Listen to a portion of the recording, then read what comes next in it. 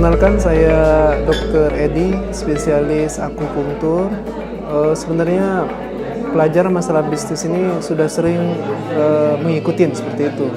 Tapi kayaknya kalau MBC ini yang disampaikan oleh FJS ini sepertinya lebih lengkap ya. Jadi teorinya lebih lengkap, kemudian aplikatif, ya.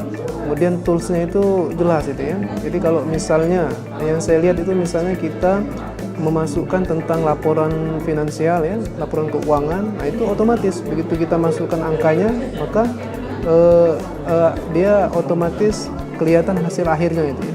Jadi apakah itu sebenarnya bisnis kita itu apakah ada untung, apakah tidak ya.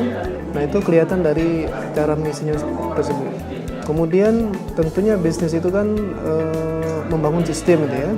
Nah sepertinya kalau di MBC ini membangun sistem yang disampaikan oleh Fitra Jaya Saleh ini lebih lengkap dan lebih aplikatif. Saya kira begitu. Jadi kalau saya pribadi sih saya merekomendasikan kepada teman-teman semua yang mau fokus kepada bisnis gitu ya. Baik itu untuk manajemennya maupun untuk produksi.